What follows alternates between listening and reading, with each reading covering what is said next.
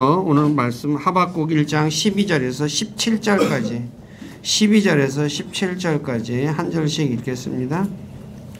오 주 내 하나님이여 나의 거룩한 이여 주께서는 영원부터 계시지 아니하시나이까 우리가 죽지 아니하리이다. 오 주여 주께서 심판하시려고 그들을 정하셨나이다. 오 능하신 하나님이여 주께서 바로잡아 주시려고 그들을 세우셨나이다. 주께서는 능히 정결하셔서 하늘을 못하시며 또 불법을 보지 못하시거늘 어찌하여 배신하는 자들을 바라만 보시고 사악한 자가 자기보다 더 의로운 자를 삼키는데도 주의 은혜를 얻게 하시나이다. 또 주께서는 어찌하여 사람들을 바다의 물고기 같게 하시며 자기들을 다스릴 치리자도 없는 기어다니는 것들 같게 하시나이까. 그들을 낚시로 그들 보호를 끌어올리고 자기들의 그물로 그들을 잡으며 자기들의 큰 그물로 그들을 모으고 그런 바닥에 기뻐하고 즐거워하나이다. 그러므로 그들이 자기들의 그물에게 희생물을 드리고 자기들이 끄는 그물에게 분향하나니 이는 그것들로 말미암아 그들의 몫이 기름지게 되고 그들의 먹을 것이 풍족하게 되기 때문이니이다. 그들이 자기들의 눈을 비우며 계속해서 민족들을 아끼지 아니하고 죽여야 하니까. 아멘. 앉으시기 바랍니다. 잠깐 기도하겠습니다. 아버지 하나님 감사합니다. 무더운 여름 8월달 두 번째 주간 시작하는 첫째 날 우리를 권하신 아버지 앞에 나와 찬양하며 예배할 수 있도록 여건을 허락해 주셔서 감사를 드립니다. 오늘은 하박국 1장 12절에서 17절의 말씀을 읽고 들었습니다. 이 말씀을 통해서 주님께서 우리에게 가르쳐 주시는 것을 배우기를 원합니다. 그러기 위해서 우리는 주님께서 우리에게 지혜와 이해력을 주셔야만이 하나님의 말씀이 무엇을 말씀하고 있는지 깨달아 알 수 있습니다. 주여 도와주시옵소서. 그래서 말씀을 통해 자신을 살피고 말씀을 통해서 하나님의 선한 뜻을 배우고 그 말씀 위에 굳건하게 설 수 있는 우리 모두가 될 수 있도록 우리를 진리 가운데로 이끌어 주시옵소서. 부족한 자를 오늘도 이곳에 세워서 하나님의 말씀을 전하게 하신 아버지께 감사를 드립니다. 인간의 생각이나 뜻을 전하지 않게 하시고 오직 살아계신 하나님의 말씀만을 신실하게 전해서 말씀을 듣는 우리 지체들을 말씀 위에 굳건하게 세워주는 저가 되기를 원합니다. 저의 생각과 입술을 붙잡아 주시고 주님의 선한 도구로 사용하셔서 주님만 홀로 영광을 받으시옵소서. 남은 시간을 주님께 의탁하며 우리 주 예수 그리스도의 이름 안에서 기도드립니다. 아멘. 자, 오늘 읽은 하박국 1장 12에서 17절의 말씀은 하나님께서 갈대아 사람들을 일으켜 그들보다 더 의로운 자신의 민족을 심판하신다는 말을 듣고 하나님께 질문한 내용입니다. 그래서 오늘 오전에는 하박국 1장 12, 13절의 말씀을 가지고 하박국이 생각하는 하나님이라는 제목으로 말씀을 전하겠습니다. 12절과 13절에 보면 하박국이 주 하나님에 대해서 6가지로 말하고 있죠. 첫째, 그분은 나의 하나님이시다. 둘째, 거룩한 분이시다. 셋째, 영원부터 계신 분이시고 네 번째, 심판하는 자이시며 그다음에 능하신 분이시며 여섯째, 마지막으로 정결한 눈을 가지신 분이십니다 라고 이렇게 고백하고 있습니다. 그래서 6가지에 대해서 하나님이 오늘 저와 여러분들은 내가 믿는 하나님, 그 하나님을 이 하박국이 생각하는 하나님과 같은가 다른가를 한번 잘 생각해 보시기 바랍니다. 첫째, 주님은 내 하나님이십니다. 주님이 누구십니까? 온 천지 만물을 말씀으로 창조하신 전능하신 분이시죠. 그런 주님이 하박국 대언자는 자신의 하나님이시다라고 고백하고 있습니다. 출애굽기 15장 2절에서도 모세도 주님을 내 하나님이시니 그래요.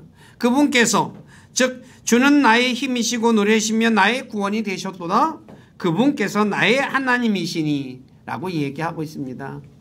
그리고 성경에 보면 여호수아도 다윗도 또 솔로몬도 엘리야도 에스라도 다니엘도 요나도 스가랴도 주님을 내 하나님이라 부르고 있고 예수님 역시 내 하나님이라고 마태복음 27장 46절에 십자가에 달리셨을 때 나의 하나님 나의 하나님이라고 부르고 있죠.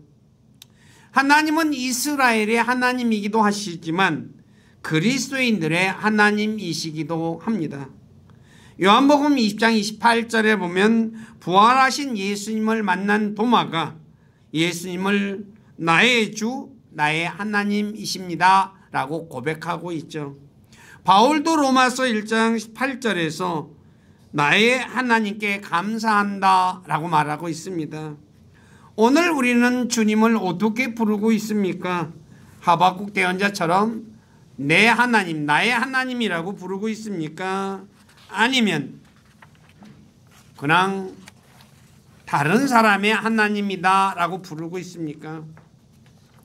무엇보다 그리스도인들에게는 이 하나님이 내 하나님이실 뿐만 아니라 나의 아버지가 되시는 분이십니다. 갈라디아 4장 6절에 보면 너희가 아들이므로 저와 여러분들은 예수 그리스도를 믿음으로 하나님의 아들로 입양이 되어서 하나님의 아들이 되었죠.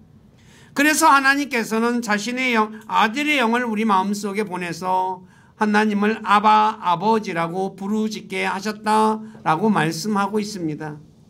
그러므로 내 하나님을에서 더 나아가서 나의 아버지가 되신다는 사실, 이 사실을 저와 여러분들이 믿고 있습니까?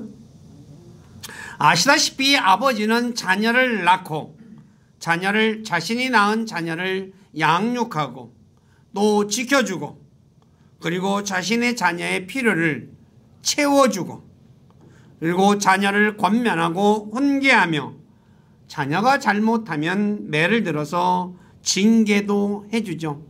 그리고 더 나아가 마지막에는 자신의 재산을 자녀에게 주는 분, 즉 상속해 주는 분이다 라고 말하고 있어요.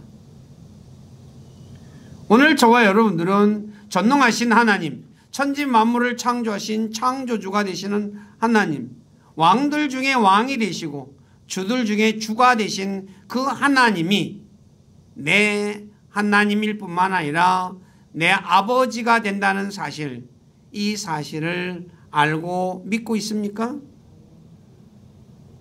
자신을 한번 잘 돌아보시기를 바랍니다. 두 번째, 하나님은 나의 거룩한 이이십니다. 나의 거룩한 이라는 단어는 성경에 딱 한 번 하박국 1장 12절에 기록되어 있고, 그리고 하나님을 가리켜서 거룩한 이라고 말하고 있는데 처음 기록된 곳이 욥기 6장 10절입니다. 욥이 자신을, 그러니까 내가 거룩한 이 말씀들, 하나님의 말씀을 숨기지 않았다라고 말하지 있죠. 그리고 이스라엘의 거룩한 이라고 성경에는 30번이나 기록되어져 있습니다. 하박국은 하나님을 거룩한 이시며 이스라엘의 거룩한 이라고 말하고 있죠. 오늘 저와 여러분들은 내가 믿는 하나님이 거룩한 분이라는 사실을 알고 또 믿고 있습니까?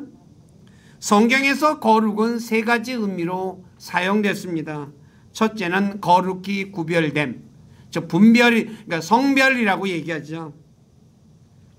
두 번째는 속된 것의 반대로, 세상에 속한 것의 반대로 하나님의 것을 거룩이라고 표현하고 있고, 부정한 것의 반대로 정결한 것을 거룩이라고 말합니다. 즉 거룩은 무엇입니까? 구별됐고 그 다음에 속되지 않고 정결한 거죠.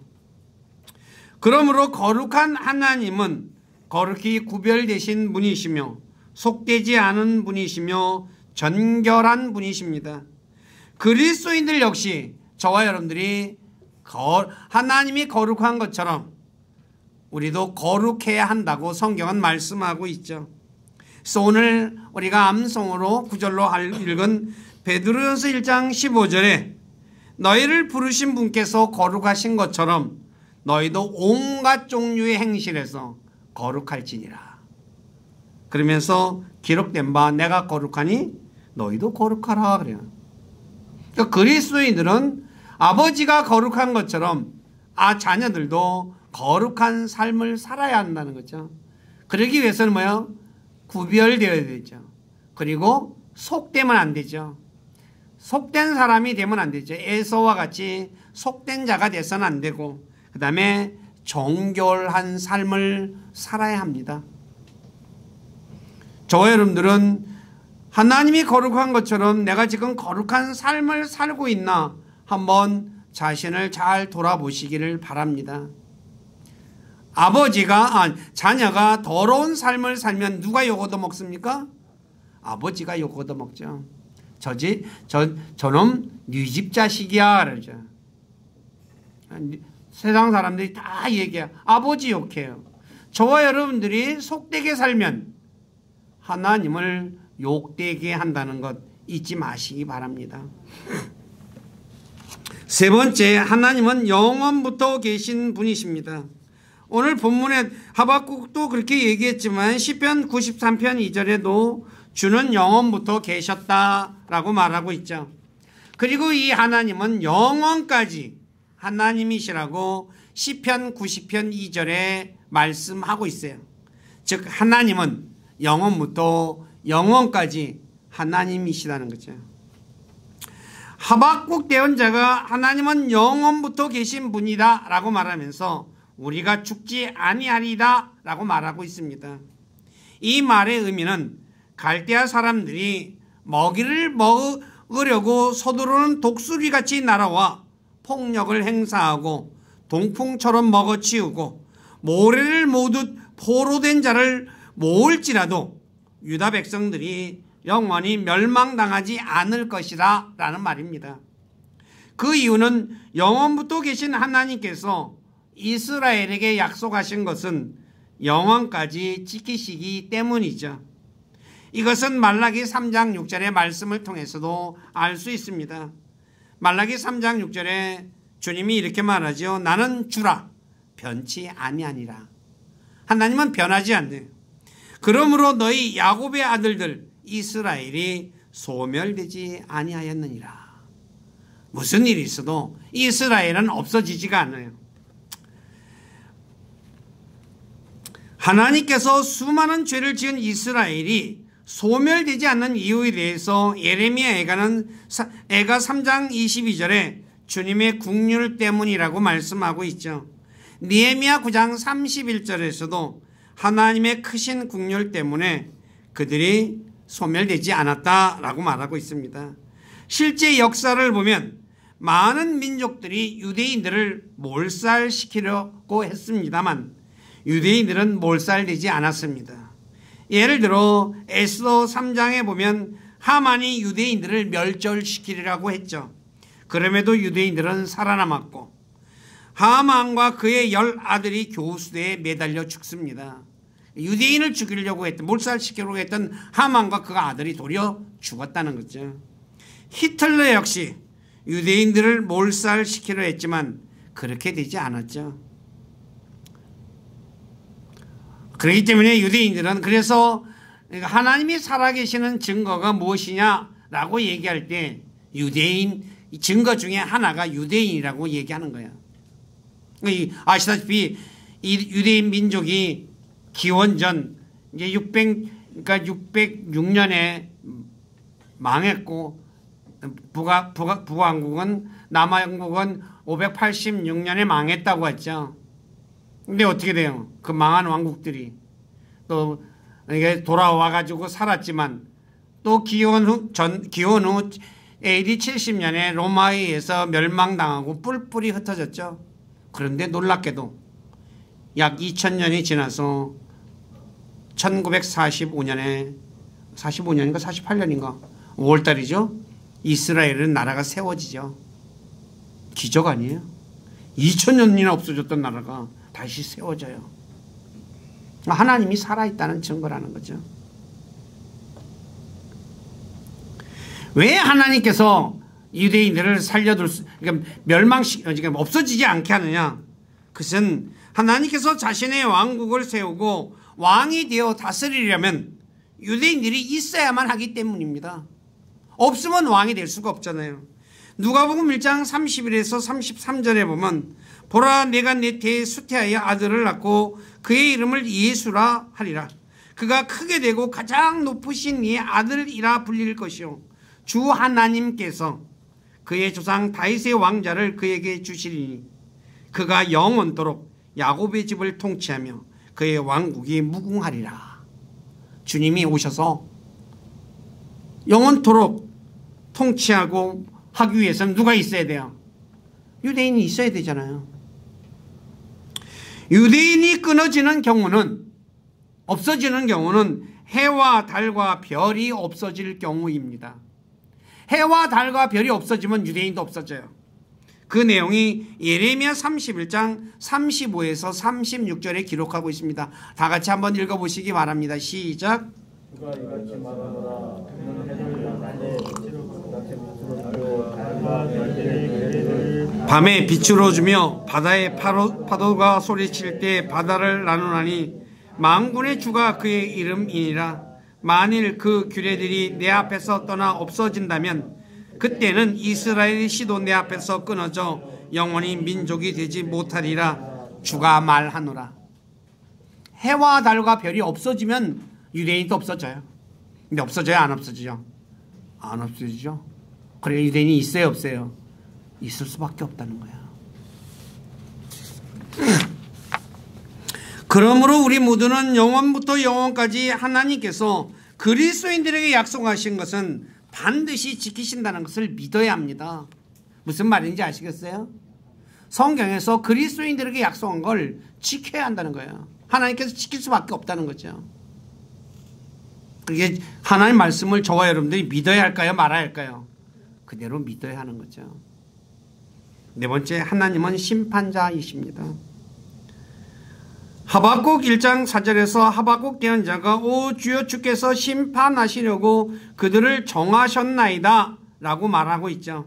여기서 정하다라는 단어가 오데인이라는 단어를 씁니다. 이 말의 의미는 하나님께서 유대인을 심판하기 위해 갈대아를 임명하셨다라는 말이에요. 그러므로 유다는 갈대아 사람들에게 복종해야 합니다. 로마서 13장 1절에 하나님께서는 모든 호는 높은 권력에게 복종하라고 했죠. 왜 그래요? 하나님께서 그들을 임명했기 때문이라고 얘기해요. 그래서 예레미야 29장 4에서 7절에 예레미야 대언자가 포로로 끌려간 자들에게 그곳에서 집을 짓고 아내를 취하고 아들, 딸을 낳고 잘 지내며 그 도시의 평안을 구하라 라고 얘기한 거예요. 포로로 끌려왔는데 거기서 반정부 운동하지 말고 뭐 하라고요? 잘 지내라 이거예요. 그런데 시드기야 왕은 갈대아 사람에게 복종하지 않았죠. 반역을 해요. 배반을 해버려요. 그리고 통치자들과 제사장들과 거짓 예언자들 역시 갈대아 사람들에게 복종하기를 원치 않았어요. 그래서 갈대아 사람에 의해 70년의 포로 생활을 예언한 예레미야를 대적하여 죽이려고 해요. 야, 왜? 그곳에 끌려가서 반정부운동 해야 되지 하고서 독립을 위해서 일해야 되지 않냐? 라고 하지 않고 거기 가서 잘 먹고 잘 지내? 그렇게 얘기하니까 뭐예요? 저놈 죽일 놈. 그렇게 얘기한 거예요. 근데 저와 여러분들이 알아야 될 것은 뭐냐? 하나님이 갈대아를 임명했다는 거예요. 임명. 누구를 심판하기 위해서? 유다를 심판하기 위해서. 그러면 임명된 사람의 말을 들어야 할까요? 말아야 할까요? 들어야 하는 거잖아요. 인간이 보기에는 말이 안 되는 것 같아도 왕들을 세우고 폐하시는 하나님께서 갈대아를 세웠다는 거예요. 정했다는 거예요. 그러니까 그 말에 복종하는 것이 맞는 얘기죠. 그래서 예레미야는 가서 잘 먹고 잘 살고 잘 지내라. 그리고 평안히 지내기 위해서는 그 도시가 평안해야 니네들이 잘 지낼 수 있으니까 가서 평안을 구하라 라고 말하는 거예요. 이해가 됩니까? 우리는 오늘 저와 여러분들이 한번 생각해 보십시오. 하나님께서 자신을 심판하기 위해 어떤 사람을 정하셨을 때, 임명했을 때 그 사람에게 복종하고 있습니까? 아니면 유다의 시드기야 왕과 통치자들과 제사장들과 거짓 대언자들처럼 복종하기를 거부하고 있습니까? 하나님은 아시리아 사람을 사용하여 위선을 보이는 민족을 치게 하셨듯이 갈대아 사람을 사용하여 유다를 심판하셨어요. 그리고 유다를 바로잡아 주시려고 갈대아를 세우셨다고 말하고 있죠. 그래서 주님께서 이 갈대아 사람을 일으키신 것은 심판하고 징계하고 그들을 바로잡기 위해서 세웠다는 거예요. 그러니까 어떻게 돼요? 갈대아 사람에게 말을 잘 들어야 되겠죠. 하나님께서 잘못된 사람을 바로잡아 주시는 방법은 딱 두 가지가 있습니다. 책망과 징계가 있습니다. 자, 첫째, 하나님은 잘못된 사람에게 처음에는 책망을 통해 바로잡습니다. 책망은 잘못을 나무라거나 꾸짖는 것이죠. 그런데 일반적으로 사람들은 자신의 잘못을 꾸짖는 것을 싫어합니다. 유다 역시 책망을 받아도 돌이키지 않았다고 예레미야 2장 19절에 말해요. 여러분들이 자녀들을 키우는데 애가 잘못해서 책망을 해요. 그러면 애들이 좋아해요? 싫어해요? 싫어하잖아요. 어른도 마찬가지죠. 제가 여러분들 잘못한 거 책망하면 여러분들이 저 좋아해요? 싫어해요? 홍 목사 싫어해요.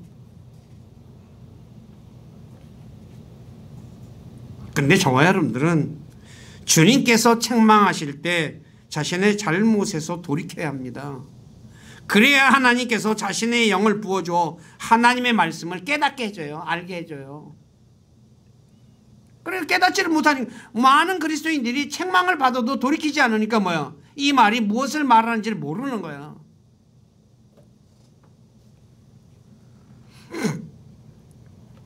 하나님의 책망을 받고도 돌이키지 않는 자는 멸망과 고난과 번민이 온다고 잠언 1장 25에서 27절에 말씀하고 있습니다.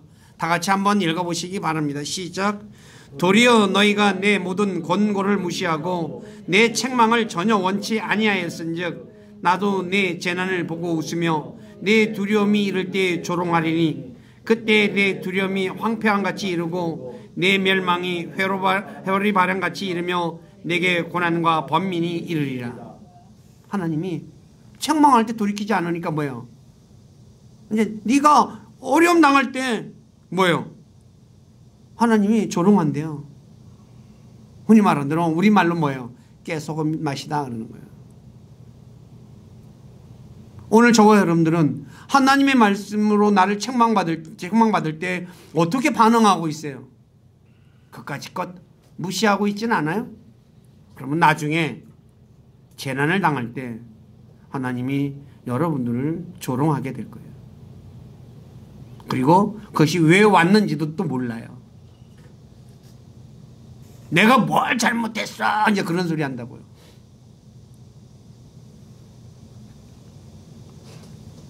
특히 자주 책망을 받으면서도 목을 굳게 하는 자는 갑자기 멸망을 당할 것이며 구할 길이 없다고 잠언 29장 1절에 말해요. 갑자기 당해야 어느 날 갑자기 콱 그냥. 근데 구할 방법이 없어요. 그러니 어떻게 될까요? 책망을 받으면 돌이키는 사람이 돼야 돼요. 왜 구할 방법이 없을까요? 책망을 멸시했기 때문이죠. 결국 자기가 뿌린 대로 거두는 것입니다. 그래서 잠언 1장 30에서 32절에 내 권고를 전혀 원치 아니하고 내 모든 책망을 멸시하였기 때문이라. 그러므로 그들이 자기 길에서 난 열매를 먹으며 자기 계략들로 채워지리니 단순한 자들이 돌이켜 떠나감이 그들을 죽이며 어리석은 자들의 형통함이 그들을 파멸시키리라.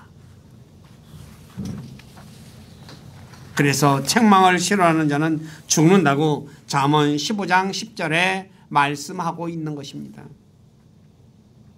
두 번째, 책망을 통해 바로잡히지 않으면 이제 징계를 통해서 바로잡죠. 책망은 말로 하는 것이라면 징계는 막대기나 채찍으로 하는 것입니다. 사무엘하 7장 14절에 보니까 내가 사람들의 막대기와 사람들의 자녀들의 채찍으로 그를 징계하리라 그러죠. 막대기와 채찍 아파요 안 아파요? 맞으면 말로 하는 건 안 아파요. 그죠? 그러니까 말을 잘 안 들어 원래. 채찍은 뭐예요? 무지무지하게 아픈 거죠. 그러므로 하나님께서 책망하실 때 바로 잡혀야 합니다. 그렇지 않으면 막대기나 채찍으로 바로잡습니다. 이것은 부모님들이 자신의 자녀를 바로잡을 때 하는 방법과 같습니다. 처음에는 말로 꾸짖죠. 그래도 안 들으면 어때요? 이제 나중에 매를 들죠. 하나님도 마찬가지라는 거죠. 책망을 통해 꾸짖다. 그래도 말을 듣지 않으면 막대기나 채찍으로 때립니다. 이것은 성경에 기록된 것을 통해서도 알죠. 하나님께서 유다가 잘못했을 때 대언자들을 보내서 부지런히 그들의 잘못에 대해서 얘기해요. 그런데 이스라엘과 유다는 대언자들의 책망을 받고 돌이키지 않아요. 예레미야 25장 4절에 또 주께서 일찍 일어나 너희에게 자신의 모든 종 대언자를 보내셨으나 너희가 귀담아 듣지 아니하였으며 들으려고 귀를 기울이지도 아니하였도다. 계속 보냈는데 뭐야? 안 들어. 그리고 듣기 싫다고 그냥 귀를 꽉 닫아버려요. 그러니까 어떤 일이 벌어져요? 북왕국 이스라엘은 아시리아에 갑자기 멸망당하고 남왕국 유다는 뭐야? 바벨론에 의해서 멸망을 당하는 거예요.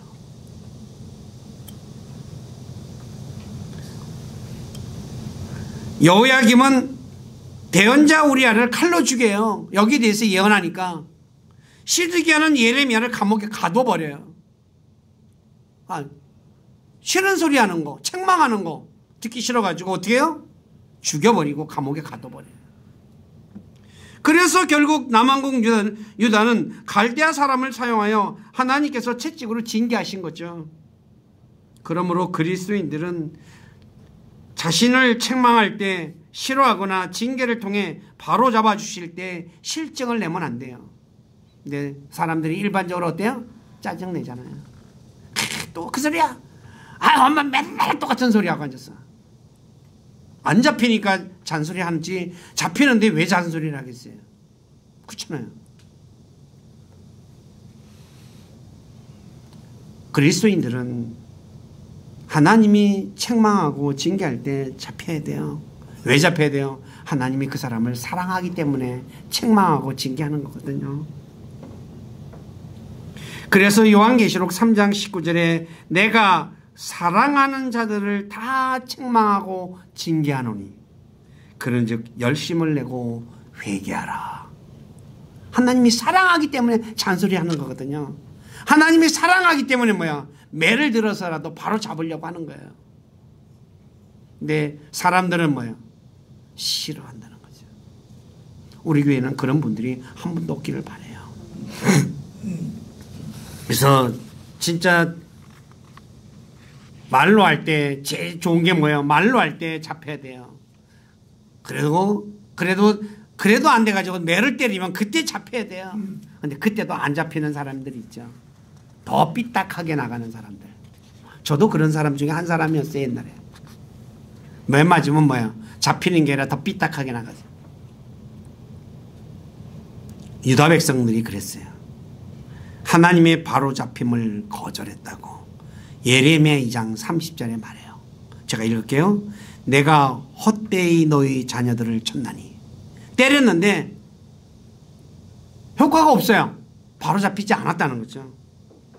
그래서 그들이 바로잡는 것을 받아들이지 아니하였느니라. 너희의 칼이 멸망시키는 사자같이 너희 대언자들을 삼켰느니라. 유대인들 대언자들을 갖다 도리어 죽인다는 거죠. 왜 유다가 갈대아에게 복종하지 않고 바로잡음을 거절했을까요? 그것은 어려서부터 하나님 목소리에 순종하지 않는 습관이었기 때문이죠. 어려서부터 순종하는 것을 배워야 되는데 어려서부터 안 배웠거든요. 그러니까 어떻게 해요? 끝까지 안 듣는 거죠. 신앙생활도 마찬가지예요. 처음 신앙생활 할 때부터 하나님 말씀에 순종하는 거 배워야 돼요. 이거 안 배우면 나중에 진짜 매를 몽땅 맞는 수가 있어요. 마지막이 아주 비참해지는 거야. 하나님 손을 벗어날 수 있는 방법은 없어요. 지혜로워야 되겠죠. 이길 수 없다면 어떻게 하는 게 제일 지혜로운 거예요? 순종하는 게 제일 지혜롭잖아요.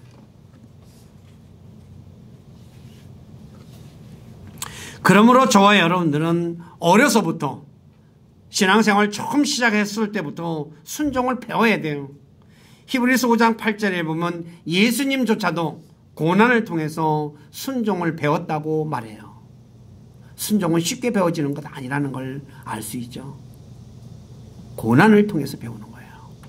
자, 이건 나중에 얘기하고요. 5번째, 하나님은 능하신 분이셔요. 능하다는 뜻은 강력한, 힘이 센입니다. 그러므로 하나님은 강력한 하나님이시며 힘이 센 하나님이시죠. 성경에서 능하신 하나님은 모두 7번 기록되어 있습니다. 이 능하신 하나님은 홍해를 갈라 이집트 파라오와 군사를 몰살시키신 분이죠. 그리고 해 뜨는 데부터 해 지는 데까지 땅을 부르시는 분이라고 시편 50편 1절에 말하고 있죠. 능하신 하나님은 산입 군사 18만 5천 명을 하룻밤에 몰살시킨 분이시죠.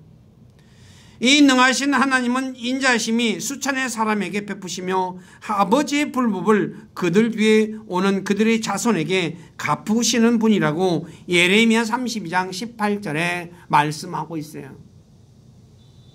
하나님은 능하신 분이에요. 하나님 이길 사람이 있을까요? 없을까요? 없어요. 그죠? 마귀도 하나님은 못 이기죠. 자, 아까 좀 전에 얘기 드렸죠? 이렇게 힘이 센 하나님하고 맞짱 뜨려고 하면 될까요? 안 될까요? 근데 죄송한 얘기인지 오늘 그리스도인들 중에 하나님하고 맞짱 뜨려고 하는 사람이 많아요. 바보 같은 짓 하잖아요. 우리나라에도 있잖아요. 하나님 까불지 마.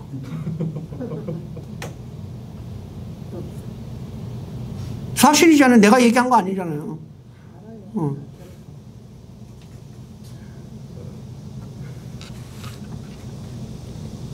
바보도 그런 바보가 없어요. 그렇잖아요.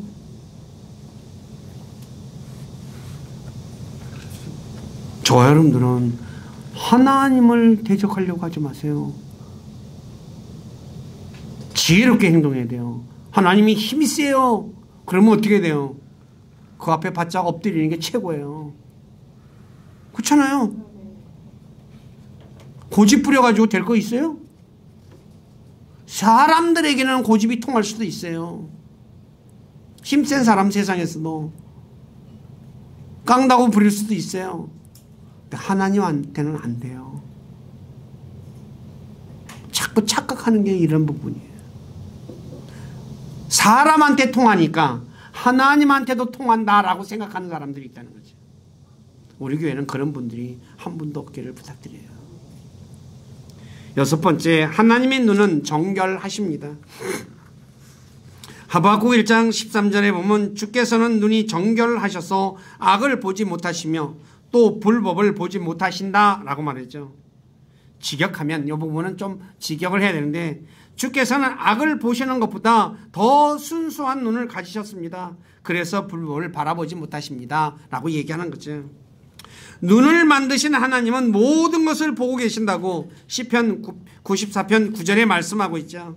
그래서 잠언 15장 3절에 주님의 눈은 모든 곳에서 악한 자와 선한 자를 살피신다라고 말하고 있습니다. 그리고 시편 104편 32절에 하나님께서 땅을 바라보시면 땅이 떤다고 말씀하고 있죠.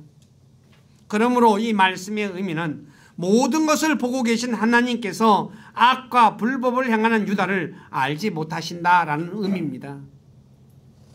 왜냐하면 마태복음 7장 23절에 불법을 행하는 자들에게 뭐라 합니까? 내가 너희를 결코 알지 못하노니. 불법을 행하는 자들에게 모른대요. 왜 모른다 그래요?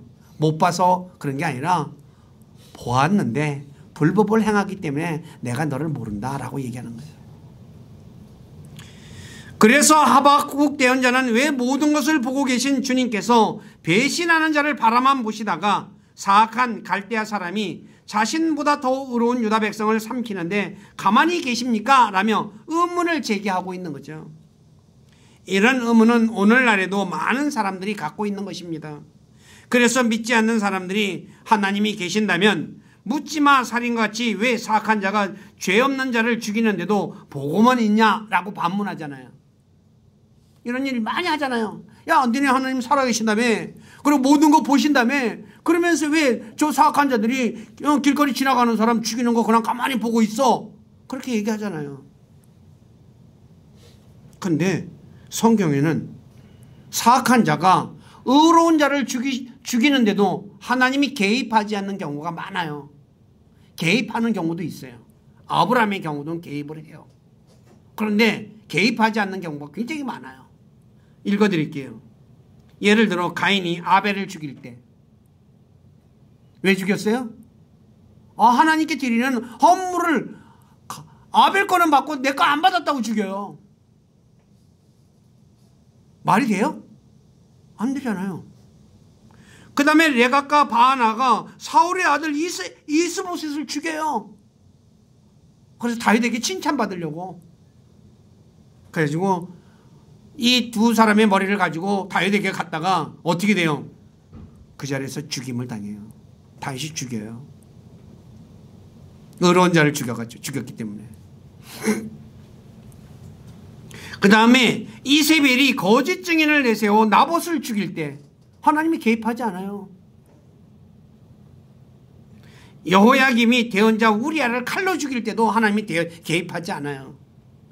스데반이 돌에 맞아 죽을 때 사도행전에 나오는 거 아시죠? 하나님이 개입 안 해요. 헤로드 왕이 침례 요한을 죽일 때도 개입하지 않잖아요. 헤로드의 딸이 춤을 춰가지고 왕을 기쁘게 하니까 내가 야, 네 소원 하나 들어줄게. 나라 절반이라도 달라가면 줄게. 그래요. 그러니까 이 딸이 지 엄마한테 가가지고 뭘 요구할까요? 물으니까 뭐야? 침례 요한의 머리를 구해라. 그래? 잘라서 줘요. 하나님 개입 안 해요. 심지어 자신의 유일한 아들이신 예수님이 십자가에 못 박혀 죽을 때 나의 하나님 어찌하여 나를 버리셨나이까? 라고 그렇게 절규하는데도 하나님은 개입하지 않아요. 또 교회사에서 수많은 순교자들이 죽을 때 하나님이 개입하지 않아요. 중세 때 가톨릭이 참된 그리스도인들을 무지무지하게 죽였어요. 그런데 하나님은 개입하지 않아요. 그래서 그 이유에 대해서는 저도 정확히 몰라요. 딱 한 가지 아는 것, 예수님이 죽음, 우리 대신하여 죄값을 치르기 위해 죽었다는 것. 나머지는 제가 연구를 해봐야 될 것 같아요. 저도 잘 몰라요.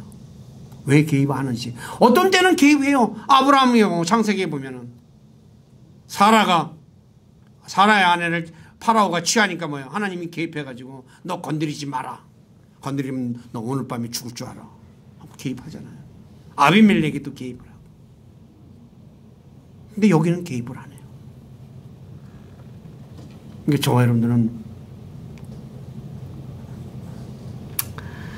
하박국 대언자가 보기에 유다 백성들이 갈대아 사람보다 의롭다고 생각하고 있는데 실상은 별반 다를 바 없었어요.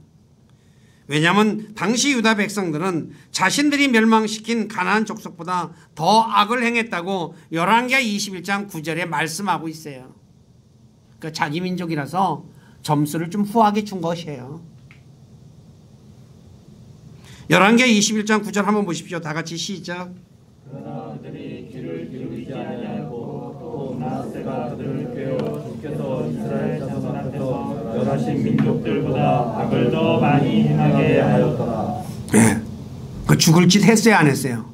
그래서 갈대아 사람들에 의해서 하나님이 심판한 거예요.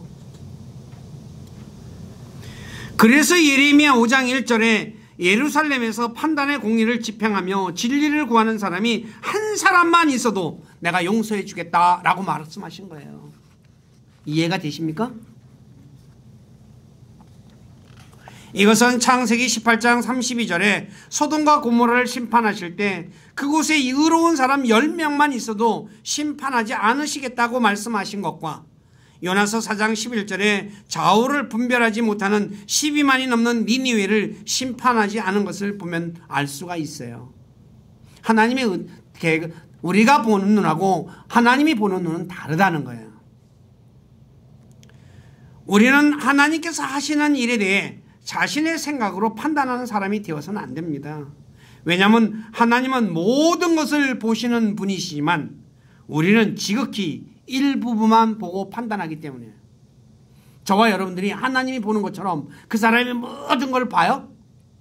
예? 그거 볼 수 없어요. 그쵸? 어느 한 부분만 보는 거예요. 그렇기 때문에 우리의 판단은 내 생각 가지고 하나님이 하시는 일을 판단하는 사람이 돼서는 안 돼요. 자, 말씀을 정리하겠습니다. 하박국 대언자는 하나님을 내 하나님 거룩하시니라 불렀죠. 그리스도인들 역시 주 하나님이 자신의 하나님이실 뿐만 아니라 아버지가 되시는 분이죠. 또 주 하나님은 영원부터 영원까지 하나님이십니다. 그러므로 그분께서 약속하신 것은 반드시 지킨다는 것 잊지 마시기 바랍니다. 또 하나님은 잘못한 사람을 바로잡기 위해 징계하시는 분입니다. 그러므로 하나님께서 잘못한 자신을 책망하고 징계할 때 거절하지 말고 받아들여야 합니다.